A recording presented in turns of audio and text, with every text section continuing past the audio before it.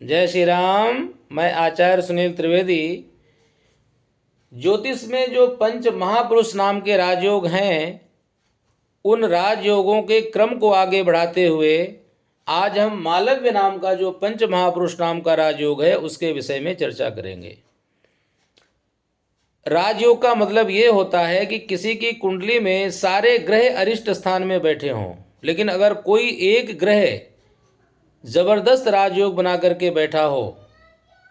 राजयोग का मतलब ये है कि वो अपने उच्च राशि में हो, अपनी मूल त्रिकोण राशि में हो, या अपनी स्वयं की राशि में अगर बलवान होकर के बैठा हो, मित्र ग्रहों का उसको साथ मिल रहा हो, मित्र ग्रह उसके साथ में बैठे हों, उसके ऊपर दृष्टि डाल रहे हों, स्थान परिवर्तन करके बैठे हों, या अपनी अच्छी डिग्री में अगर ऐसा ग्रह बैठा हो और वो राजयोग का निर्माण कर रहा हो, तो ऐसे व्यक्ति जीवन में बहुत निम्न स्तर से उठ करके उच्च स्तर को प्राप्त होते हैं।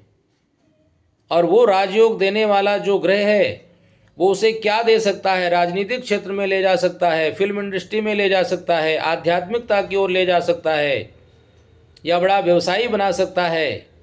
ये उस ग्रह के ऊपर निर्भर होता है। तो आज हम बात करेंगे मालव्य नाम का जो राजयोग है। मालव्य नाम का जो राजयोग है वो मेष लग्न में बन सकता है, तुला लग्न में भी बन सकता है, और मीन लग्न में भी बन सकता है।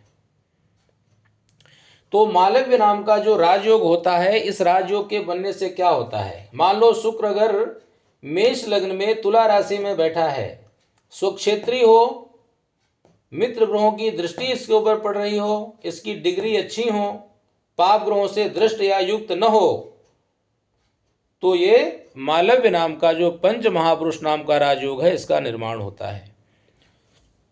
और इस राजयोग वाले व्यक्ति कैसे होते हैं? उनका स्वभाव स्त्रियों की तरह होता है, बड़े नम्र और मृदुल स्वभाव के होते हैं,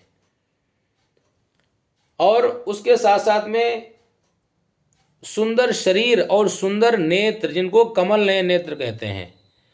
उनका शरीर भी बड़ा सुंदर होता है और उनके नेत्र भी बड़े सुंदर होते हैं। उनकी वाणी भी बड़ी बड़ी कोमल और मधुर यानी मीठी वाणी होती है। और उसके साथ साथ में उनके जो गुण हैं वो स्त्रियों से थोड़ा सा मेल जोल खाते हैं। स्त्री स्वभाव की विशेषता इनके अंदर होती है। और इनकी वाणी बड़ी ओजस्वी होती है, वाणी में एक पावर होता है, एक आकर्षण होता है। और इसके साथ साथ में अच्छे वाहन, अच्छी सुंदर स्त्री और सुंदर संतान इनको प्राप्त होती है। मंत्रज्ञ होते हैं ऐसे व्यक्ति जो होते हैं ना, जिनके मालव्य योग कुंडली में बना हो, ऐसे व्यक्ति मंत्रों के जानकार होते हैं, मंत्रों के ज्ञाता होते हैं, मंत्रों की सिद्धियां इनके पास में होती हैं। भगवान की कृपा से इनके कोई भी कार्य रुकते नहीं हैं। अगर कभी जीवन में इनकी गाड़ी कहीं रुक जाए तो भगवान की कृपा से मंत्रों का जाप करके, भगवान की उपासना आराधना करके ये उस समस्या से बच जाते हैं। और इसके साथ साथ में शास्त्रार्थ में महारथी होते हैं। अगर इनके साथ सामने कोई ज्योतिष के विषय में शास्त्रार्थ करे, कोई व्यापारिक दृष्टि से अर्थशास्त्र में इनसे कोई बातचीत करे, कोई मंत्रों में इनकी बराबरी नहीं कर सकता, वेद पुराणों में इनकी बराबरी नहीं कर सकता, अगर कोई आध्यात्मिक क्षेत्र में लगा हुआ है, ये सारी इनके अंदर विशेषताएं होती हैं।